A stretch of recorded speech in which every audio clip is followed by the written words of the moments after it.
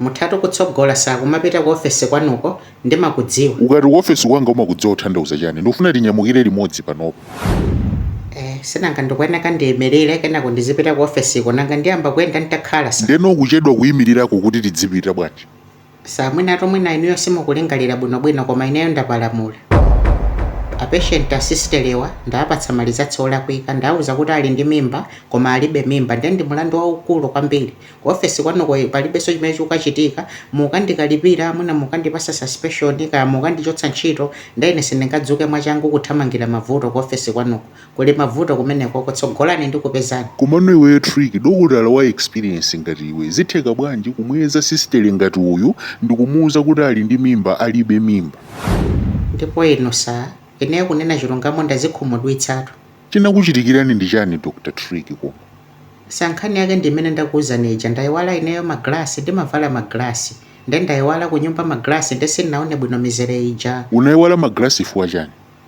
Malizonzi ake ndi awiri sa. Reason yoyambirira kunja kumazizira kwambiri ndipo ochoka ine paja mwina sindinakuwuzani koma ndimayeneka sanachoke ndahaga abiti ndimakumbatira kwambiri chonchi cause mtima wangu unadzadza ndi romance.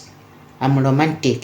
So kuzizira kumene kumazizira kwabitiso ndamatentha kwambiri ndikupeza kanze bambo watani wayiwala maglasi chifukwa cha romance. Ndimvetsetseni nanenso ndine munthu eti sistere. Kukambirana kwanu ndisakulowerere bwa. asisteli watu sizikuwakhudza.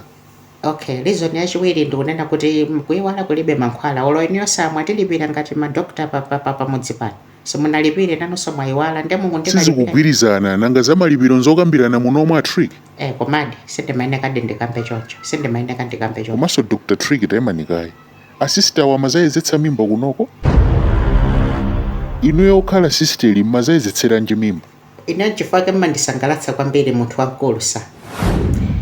Inuyo sistere mubwera bwanji dieti ku clinic kuzayezetsa mimba tiyambe kufusa pamenepo. Adokotala ine kunoko ndabwera kuzakuwuzani kuti ndiuzayezetsa mimba. Mesa ndakudandaulirani kuti mimba mukundibwereka ndi munandiuza kuti ndikupatseni mikodzi kuti mukayeze koma ndinakuwuzani kuti mundiyeze mimba ine mesa mwakayeza nokha. Dr. Trick yumene munatenga mkodzi wa munthu kukayeza mimba osamuuza kuti mukayeza mimba. Mweza bwanji mimba mu mkodzi muno wake osamuuza. Maneto kaesa mukafusafusa muzindikira yankho. Mwina simmadziwa za umoyo wanga. Ineyo tusinangopanga pepala lake za clinician zomwezitu. Napangiratu zina pepala lina ku Vietnam limene tinapanga study fungology. Ku Vietnam ukafika amakufusa ndi wakuti ukanena kuti ndi waku Africa amakuphunzitsa ma tactics ena okuti sinanga kuno ndikopereweredwa zipangizo ndamatiphunzitsa zinthu zina kuti tizitha kungoyeza ndi fungo. Ndeno asistelewa fungo limene amamveka chifukwa cha nzeru zimene naphunzira ku fungology ku Vietnam uko naona kuti zikupitirano kuzamimbazo chifukwa ndinauza abweretse mkodzo ndayeze.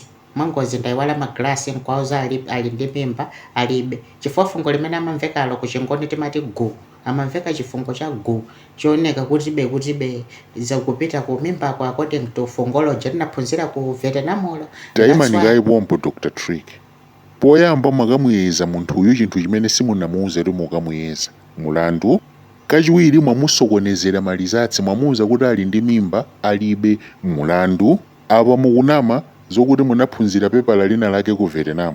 Tatengani pepala la ku Vietnam olo munditsatire ku ofesi koma ngati mulibe tengani katundu wanu yense lero yakuwumirani ntchito mundisokonezera chipatala changa.